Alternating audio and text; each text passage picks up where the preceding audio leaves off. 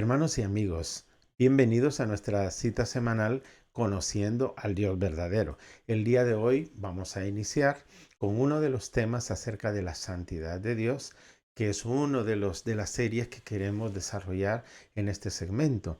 El llamamiento es uno de los temas primarios porque vamos a ver un poco acerca de la historia de cómo Dios ha venido llamando a diferentes siervos suyos y cómo el llamado también llega a nosotros como iglesia ahora, porque Dios sigue llamando.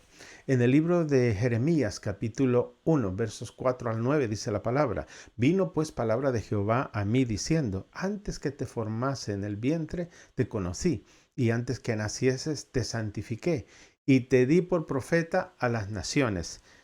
Y yo dije, Jeremías contesta: Señor Jehová, he aquí no sé hablar, porque soy niño.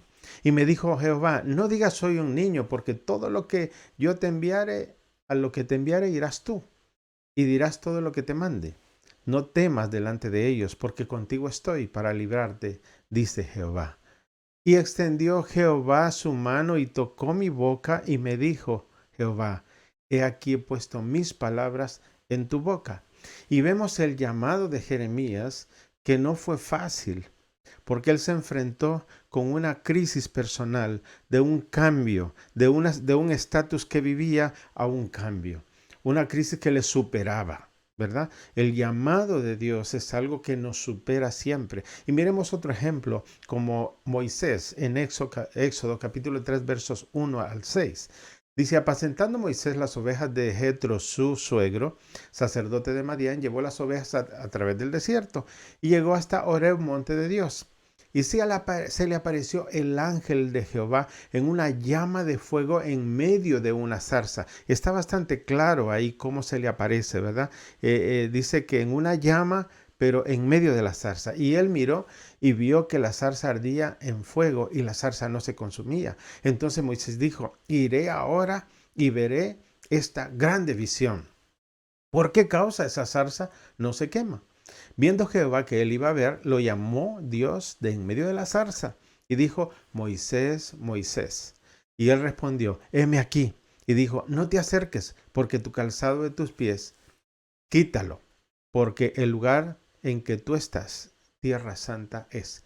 Y dijo: yo soy el Dios de tus padres, de Abraham, de Isaac y de Jacob. Entonces Moisés cubrió su rostro porque tuvo miedo. Yo he subrayado esa parte: tuvo miedo de mirar a Dios. Aquí vemos el llamado de Moisés también, en medio de una visión. Esa zarza que no se consume es porque el fuego no surge de la zarza, del árbol en sí, o del arbusto en sí, sino que es Dios en una llama. Era algo externo, no era algo interno, y por eso no se consume. Y él ve esta visión. Y aquí, pero cuando llega y se acerca y se da cuenta que es con Dios, que el que le dijo Moisés, Moisés, era Dios, dice que tuvo miedo mirar a Dios. Esa es una reacción natural de una persona finita, de un humano ante su creador. Y esto es algo que debemos tomar nota. Luego el apóstol Pablo, en el libro de los Hechos, capítulo 9, del verso 4 al 6, encontramos: y cayendo en tierra, oyó una voz que le decía: Saulo, Saulo. ¿Veis la repetición otra vez? Porque la repetición en la cultura judía era muy importante. La repetición era una llamada de atención para que miremos bien lo que está pasando. También era un conocimiento íntimo de la persona. Cuando Dios dice: Saulo, Saulo, te conozco muy bien, sé tu vida, sé lo que haces, sé lo que has hecho, y aquí me estoy encontrando contigo. ¿Me entiendes? Y eso lo entendía muy bien en esa cultura. Así es que Dios les habla de esta manera y le dice: ¿por qué me persigues? Y él contesta: ¿quién eres, Señor? Y le dijo: yo soy Jesús, a quien tú persigues, y dura cosa te es dar coces contra el aguijón. Él, temblando y temeroso, que me llama mucho la atención nuevamente, el temor, temblando y temeroso, le dijo: Señor, ¿qué quieres que yo haga? El hombre fuerte este, que antes daba consentimiento para matar a cristianos, encarcelarlos y todo, ahora se encuentra humillado y dice: ¿quién eres? Tienes que ser alguien superior, un ser supremo. ¿Quién eres? Y él le dice: pues mire, yo soy Jesús. Y se revela a él. Ahora, Luego le manda que entre a la ciudad y se encuentra Saulo en una circunstancia que él jamás había experimentado. El encontrarnos con la santidad de Dios nos revela a nosotros mismos, y podemos descubrir muchas cosas que hay dentro de nosotros. Bien, ahora, este tipo de crisis que vemos en el llamamiento de Dios a sus hijos, a sus profetas, a sus apóstoles, podríamos decir, quiero mencionar solamente qué es la palabra crisis. Mire, yo busqué en el diccionario de la RAE, Real Academia Española, y dice que es un cambio profundo y de consecuencias importantes en un proceso o en una situación. Cambio profundo y de circunstancias importantes. Por supuesto, eso fue. Y otra de las que me gusta mucho es todo evento que pueda poner en peligro la reputación e incluso la propia continuidad y supervivencia de una persona. Es decir, cuando me enfrento a un cambio que va en juego mi reputación, que va en juego la continuidad y supervivencia mía, de mi ego, de mi vida, de mi yo personal, entro en crisis. Y esta era parte del llamado que Dios hizo a los profetas. Ningún profeta va a encontrar en la Biblia que diga, ay, mira, qué bendición, Dios me ha llamado. Y no, en realidad, cuando Dios llamó siempre había temor, porque nos estábamos enfrentando a algo que era sumamente delicado, y era hablar en nombre de Dios. Y cuando hablamos en nombre de Dios, pues tenemos que tener mucho cuidado, mucha atención, porque es la palabra de Dios y no somos nosotros. Ahora, hablemos del contexto del llamamiento de Isaías. Me gustaría que nos tomemos un tiempo para poder hablar, y vamos a estar hablando en varias sesiones. Vamos a estar hablando acerca de este acontecimiento, pero hoy vamos a hablar del contexto. Vamos a ponernos en situación. ¿Qué estaba pasando? ¿Qué había? ¿Cuáles eran las circunstancias? Vamos a leer Isaías capítulo 6, versos 1 al 4. Y dice la palabra: en el año de la muerte del rey Uzías vi yo al Señor sentado sobre un trono alto y sublime, y la orla de su manto llenaba el templo. Por encima de él habían serafines, cada uno tenía 6 alas, con 2 cubrían sus rostros, con 2 cubrían sus pies, y con 2 volaban. Y el uno al otro daban voces diciendo: Santo, Santo, Santo es el Señor de los ejércitos, llena está toda la tierra de su gloria. Y se estremecieron los cimientos de los umbrales a la voz del que clamaba, y la casa se llenó de humo. ¡Wow! ¡Qué acontecimiento! ¡Qué visión la que estaba viendo Isaías! Y esto trajo una crisis tremenda en su llamado, porque él era una persona que, de acuerdo a la historia, era una persona modelo, era una persona que se podría decir que era el más adecuado para ser nombrado profeta en su tiempo. Era un hombre preparado, era un consejero de reyes en asuntos diplomáticos, era muy especialista, era un estadista también. Isaías era un hombre muy importante en su época, estaba cómodo, lo tenía todo, no necesitaba ningún cambio, no necesitaba ninguna crisis, ¿no? Él estaba muy bien. Sin embargo, lo que está observando es cómo está el pueblo, cómo está la nación en ese momento, y en esa circunstancia llega el llamado. Así es que fue un momento donde había una crisis de nación, que lo vamos a mencionar ahora. En Segunda de Crónicas, capítulo 26, del verso 3 al 8, leamos para iniciar, dice que Uzías tenía 16 años cuando comenzó a reinar. Si él menciona en el año que murió el rey Uzías, vi yo esa parte del año que murió el rey Uzías, queremos escudriñar un poquito más para saber qué está pasando. Dice que tenía 16 años y que reinó 52 años en Jerusalén. El nombre de su madre era Jecolías de Jerusalén.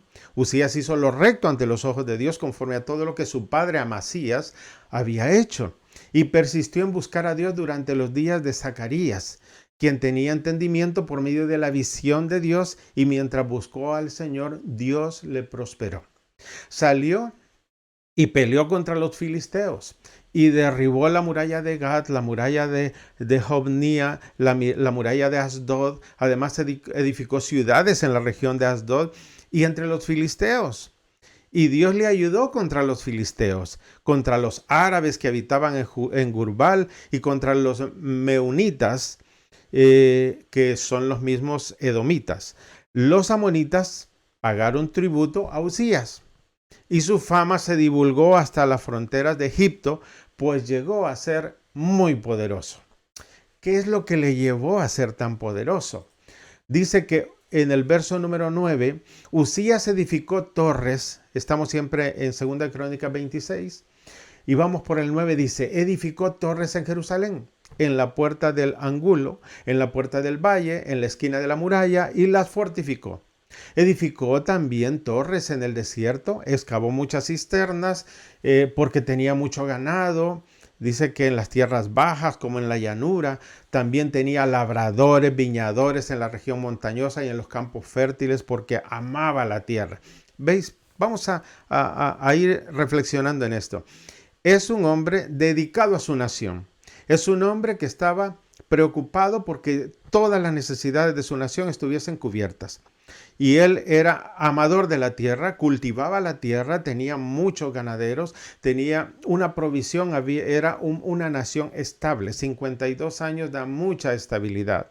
Y dice el verso 11, Uzías tenía un ejército listo para la batalla, que salía a combate por divisiones conforme al número de su alistamiento. Dice que estaba preparado por el escriba Jael y el oficial Maasías, bajo la dirección de Ananías. Ahora, uno de los oficiales del rey era este. Lo que estamos leyendo es que tenía una estructura bien organizada. El verso 12, el número total de los jefes de familia, guerreros valientes, eran de 2.600.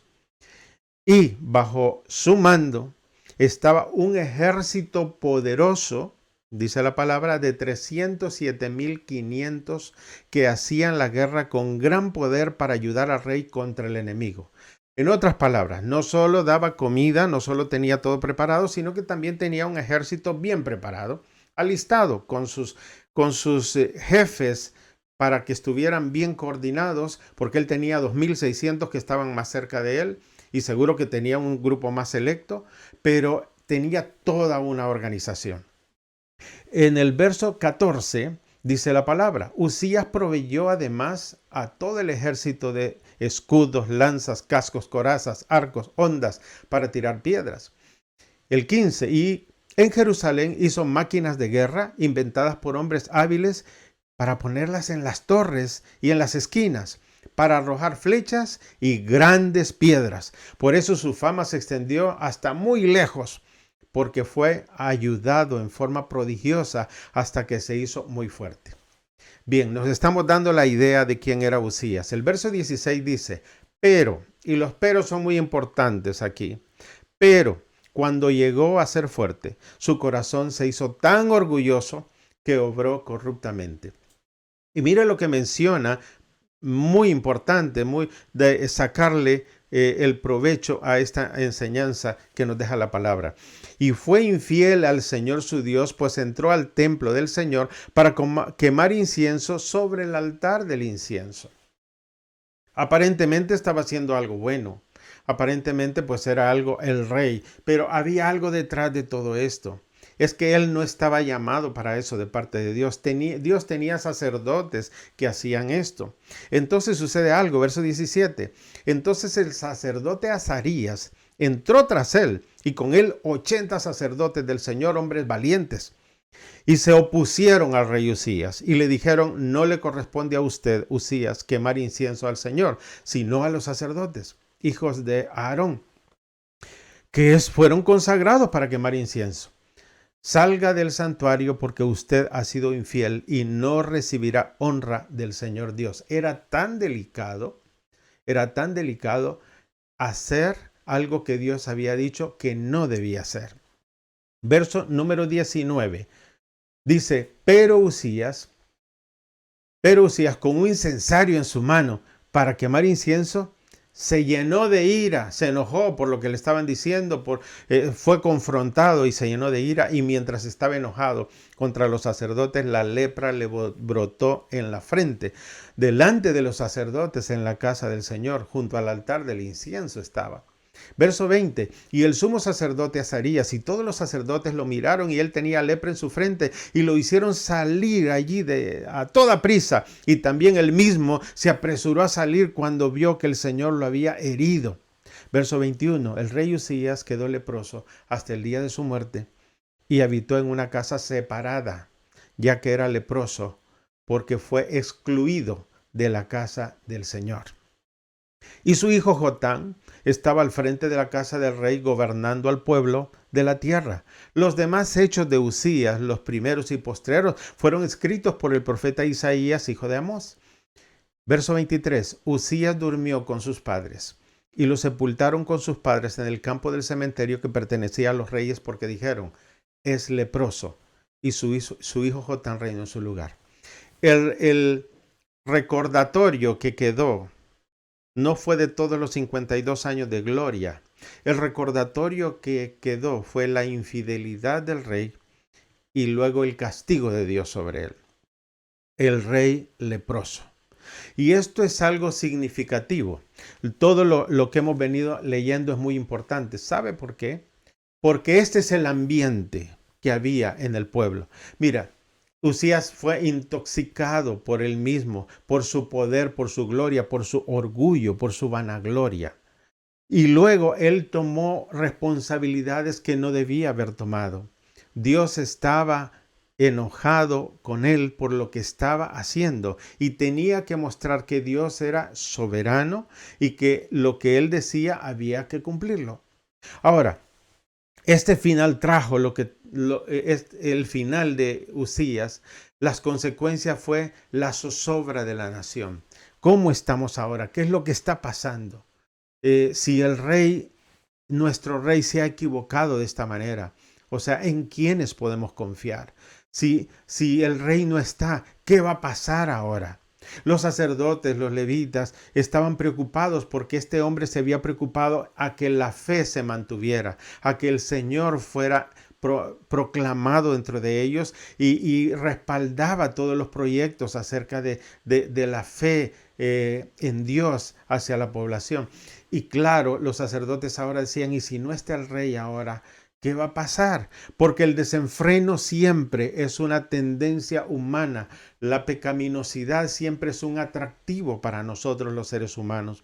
Y ahí estaba el pueblo alejándose de Dios y él tratando de acercarlo siempre a través de los sacerdotes. Sin embargo, ahora si el rey no está, ahora ¿qué va a pasar? Esta es una de las cosas importantes. Cuando Isaías es llamado para una tarea muy importante en medio de esa situación. La tarea del profeta de hablar en nombre de Dios causaba temor. Era algo terrible lo que pasaba porque tenían que decir y hacer lo que Dios decía. Es importante también recordar que cuando el ejército ahora no tenía el jefe, no tenía aquel hombre fuerte y inteligente y estratega que habían tenido siempre, ahora estaba su hijo, que posiblemente era muy bueno, pero no tenemos la confianza en él como la teníamos en su padre. Entonces la gente estaba preocupada. ¿Por qué? Porque los asirios ya estaban amenazando invadir porque estaban débiles. En el momento de la crisis hay debilidad. Entonces estaban ya asomándose por ahí, pero no solo los asirios, habían otras naciones que también estaban acechando porque estaban viendo que había oportunidad de una invasión. Ahora, en medio de esa situación que estamos mencionando, ustedes pueden pensar que lo que la gente hizo fue, bueno, busquemos a Dios, pidamos a Dios que nos ayude. Mira, nuestro rey pecó, pidámosle al Señor que nos ayude a nosotros a no pecar. No fue así. Ellos estuvieron en rebeldía. Y sabe, hubo una expresión que encaja muy bien que ellos mencionaron, es comamos y bebamos porque mañana moriremos. ¿Qué expresión es esta en una situación así? Es una situación mundana y alejada de Dios. ¿Cómo comamos y bebamos porque mañana moriremos? Así vive el mundo ahora también. Y vivamos como podamos porque la vida es una, es lo que yo escucho constantemente. La vida es una y hay que disfrutarla y hay que vivirla. Y parece que se disfruta con el pecado, parece que se disfruta andando lejos de Dios, porque así somos. La pecaminosidad nuestra lo que hace es huir de la presencia de Dios. No queremos que la presencia de Dios venga a nosotros, porque queremos alejarnos del santo, santo, santo, y queremos vivir a nuestro antojo. Comamos y bebamos porque mañana moriremos. Amados hermanos, el llamado de nosotros hoy precisamente es porque la situación en el mundo es similar. Dios sigue siendo con nosotros y debemos recordar que Él es el soberano y todopoderoso y nosotros solo somos las criaturas, las personas necesitadas de nuestro Dios. Necesitamos vivir bajo sus estándares.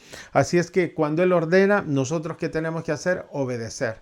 Ahí en este ambiente, ahora imagínese por favor, Isaías ve a la segunda persona de la Trinidad sentada en el trono. Y eso lo vamos a estudiar más adelante, cuando el Nuevo Testamento habla que vio a Jesús en el trono. Pero bueno, volvamos a nuestro tema del llamado. Ahora, en medio de esta circunstancia, es llamado por Dios. Allí está Usías, en el año que murió el rey Usías. Para él era importante mencionar que era el año que murió el rey Usías, donde la crisis había llegado en ese lugar. Y él dice, vi yo al Señor sentado en su trono alto y sublime.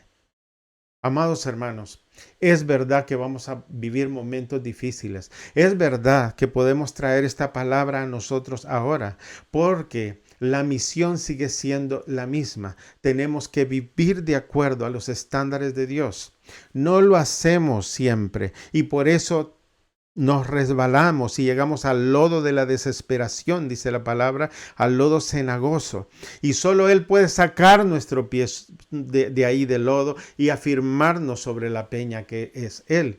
Ahora, el mandato del Señor es ir de hacer discípulos y de predicar el Evangelio. El llamado para quién es, para todos los nacidos de nuevo, para todos aquellos que han recibido la bendición de la salvación. Amados hermanos, nosotros, por la misericordia de Dios, estando muertos en nuestros delitos y pecados, Él nos dio vida. Y eso es misericordia de Dios, misericordia. Pero Él nos dice que tenemos que ir y hacer discípulos y predicar la palabra. ¿Por qué? Porque la gente, tú y yo, necesitamos todos los días de Cristo. Y la gente que está en otro camino, que es el camino de la perdición, necesita conocer a Dios. Amados hermanos, rogamos al Señor que su misericordia no se aparte de nosotros y podamos vivir siempre buscándole y obedeciendo su palabra. Toda la Biblia apunta a Cristo. Desde el libro de Génesis hasta Apocalipsis, el centro es nuestro Señor Jesucristo. No olvidemos esto. Aquí está apuntando también a nuestro Señor Jesucristo, a su obra perfecta y aquello que Él nos ha dado el privilegio de participar. Te invito a que continuemos estudiando esta serie y que podamos ir profundizando en cada aspecto acerca del llamado de Isaías, mirando cómo la santidad de Dios fue parte primordial para descubrir muchas cosas, para cambiar muchas cosas, para reafirmar otras y para animarnos a que siendo aún pecadores, Él nos ama con amor eterno y que Él mandó a su Hijo no porque lo mereciésemos, ninguno de nosotros lo merecemos, sino por amor de sí mismo. Estudiábamos la enseñanza pasada y por eso nosotros ahora disfrutamos de esta salvación tan grande. Que el Señor los bendiga y nos vemos la próxima semana.